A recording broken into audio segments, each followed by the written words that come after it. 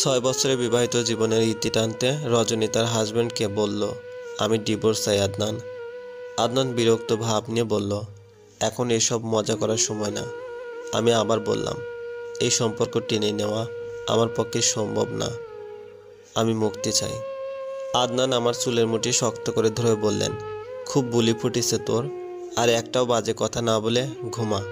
তোর ব্যবস্থা আমি সকালে করছি, বলেই আমাকে বিছানার উপর ফেলে দিল।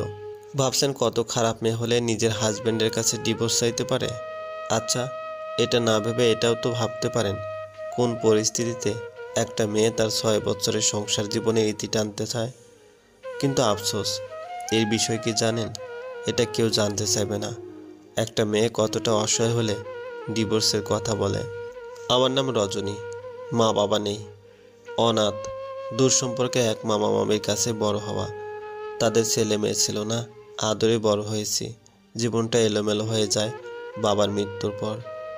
১৫ বছর বয়সে এই লোকটার বউ হয়ে এ বাড়িতে এসেছিলাম। না জানতাম কোনো কাজ, না স্বামীকে কিভাবে ভালোবাসতে হয়। সব কিছু ছিল অজানা। কিন্তু বিয়ের প্রথম রাতে এটা জেনেছিলাম, পুরুষ মানুষ ক্ষুধার্ত পশুর মতো মেয়েদের দিয়ে তাদের শরীরে ক্ষুধা নিবারণ করে। সেদিন আমার চিৎকার, আমার কষ্ট কিছুই দেখেনি এই মানুষটা। সেদিন থেকেই শুরু হলো বৈধ দর্শন। না পারতাম সইতে, না পারতাম কাউকে বলতে। রান্না করতে পারতাম না, তা নিয়ে শাশুড়ি কটু কথা শুনতে শুনতে হাত পুড়িয়ে রান্নাও শিখে গেলাম। তবুও স্বামীর ভালোবাসা পেলাম না। তার ছোট থেকে ছোট বিষয়ে খেয়াল রাখতে শিখে গেলাম নিজের খেয়াল ভুলে। তবুও কোনো অভিযোগ নেই, না করেছে অভিমান। সারাদিন বাসার কাজ করে যেটুকু সময় পেতাম বই পড়তাম। পড়ালেখা করার ইচ্ছা ছিল, কিন্তু শাশুড়ি করা নিষেধ। এত পড়ে কি হবে, তার চেয়ে সংসারী হও, কাজে দেবে।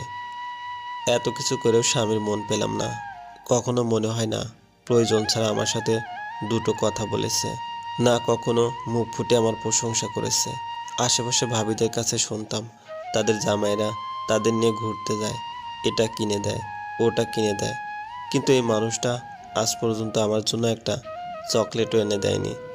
এত কিছুর পরেও এই মানুষটাকে খুব করে ভালোবাসতাম, নিজেকে সান্ত্বনা দিতাম। সে ব্যস্ত, না হয় আমাকেও ঘুরতে নিয়ে যেত। একদিন তাকে জিজ্ঞেস করলাম, আপনি বলতে পারবেন আমার পছন্দের খাবার কি? কথাটা শুনে রাগ দেখিয়ে বলল, এসব ছাড়াও আমার অনেক কাজ আছে। এমন কথা শুনেও বেহায়ার মতো আবার বললাম, একদিন আমাকে ঘুরতে নিয়ে যাবেন সমুদ্রের পাড়ে, আপনার হাত ধরে সমুদ্রের পানিতে ভিজবো। কপাল কুঁচকে আমাকে বলে, এসব করার মতো সময় বা বয়স কোনোটাই আমার নেই। তুমি যদি আমাকে তোমার হাত ধরে ছাদে হাঁটতে বলো, আমি তাও যাব না। বউ আছো, বউ হয়ে থাকো। তার কথায় ভীষণ অভিমান হলো। রুম থেকে বের হয়ে গেস্ট রুমে যেয়ে ঘুমালাম। সারা রাত অপেক্ষায় ছিলাম সে আসবে, কিন্তু সে আসলো না। উল্টো সকালে রাগ দেখিয়ে বলল, এবার থেকে তুমি অন্য রুমে থাকলে আমি পতিতালয়ে যাব। কত কিছু সহ্য করেছি নীরবে, চোখে জল ফেলেছি, তবু কাউকে বলতে পারিনি। কাকে বলবো? এতিমের যে এ দুনিয়াতে আপন কেউ থাকে না। তাই মুখ বুজে সব সহ্য করা ছাড়া আর কিছুই করার ছিল না। বয়স বাড়তে লাগলো, আমিও আরও বুঝতে শিখলাম, নিজেকে আরও ধৈর্যশীল করে তুললাম। কিন্তু বিপত্তি ঘটল যখন আমি কনসিভ করলাম। সেদিন আমি অনেক খুশি হয়েছিলাম। ভেবেছিলাম এবার হয়তো উনি আমাকে ভালোবাসবে। তাই এক রাতে খুব সুন্দর করে সেজে ওনার জন্য অপেক্ষা করতে লাগলাম। উনি রুমে ঢুকে আমার দিকে না তাকিয়ে ওয়াশরুমে চলে গেলেন। ওয়াশরুম থেকে বের হয়ে বললেন, তুই সুন্দর দেখেই তোকে বিয়ে করেছি, এত সাজতে হবে না। মন খারাপ হলো না। সে কবেই আমার সাথে ভালো করে কথা বলেছে। আমি তার সামনে দাঁড়িয়ে সাহস করে বললাম, আপনি বাবা হতে চলেছেন। কথাটা বলতে দেরি, কিন্তু আমার গালে থাপ্পড় পড়তে দেরি হয়নি। অকাত্য ভাষায় গালি দিয়ে বললেন, তোকে বিয়ে করেছি ভোগ করার জন্য, বাচ্চার মা বানানোর জন্য নয়। তার জন্য তো আমার বড় বউ আছেই। কথাটা শুনে পায়ের নিচ থেকে মনে হয় মাটি সরে গেল। আমার কি হলো আমি জানি না। আমি তার শার্টের কলার ধরে বললাম, আপনি মিথ্যা বলছেন তাই না? আমি ছাড়া আপনার আর কোনো বউ নেই, বলেন। চুপ করে থাকবেন না। সে আমার হাত ছাড়িয়ে বেল্ট দিয়ে মারতে লাগলেন। শরীরে করা তার আঘাতের চেয়ে তার কথাগুলো আমাকে বেশি আঘাত করছিল।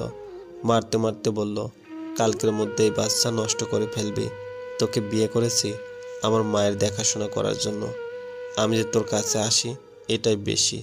আমার সন্তান জন্ম দেওয়ার মতো যোগ্যতা তোর নেই বলে বাসা থেকে বেরিয়ে গেলেন। আমার শাশুড়ি মা ফিরেও তাকালেন না। অনেক হাতে পায়ে ধরেও সন্তানটা রাখতে পারলাম না। জোর করে ওষুধ খাইয়ে নষ্ট করে দিয়েছিল মানুষ নামের পশুটা।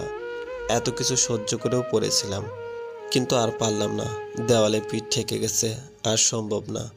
সেদিন সন্ধেবেলা তিনি আসলেন, তবে একা নয়, সাথে আমার সতীনও তার সন্তান নিয়ে। আমাকে বললেন, আজকের থেকে তুই অন্য রুমে থাকবি আর সামিয়া আমার রুমে থাকবে। তারপর তো আরও কষ্ট বেড়ে গেল। এভাবে 6 মাস পার করলাম। এই 6 মাসে রাতে 2-1বার উনি এসেছেন, নিজের চাহিদা পূরণ করে আবার চলেও গেছেন। একটা কুকুরও যদি মানুষ 6 বছর পালে তবে তার জন্য মানুষের মায়া জন্মে, কিন্তু এই পশুর মনে আমার জন্য তাও কোনোদিন দেখিনি। আজকে যখন আমার রুমে এসেছে তাই ডিভোর্সের কথাটা বললাম। এখানে থেকে কি হবে? তার চেয়ে অন্য কোথাও কাজ করে খাবো, তবু মানসিক শান্তি তো পাবো। আর কিছু না হোক, আমার অনাগত সন্তানকে তো পৃথিবীর আলো দেখাতে পারবো। এখানে থাকলে তো তাও হবে না। আমার তো মা ডাক শোনার অনেক স্বাদ। আমিও তো চাই কেউ আমাকে মা বলে ডাকুক।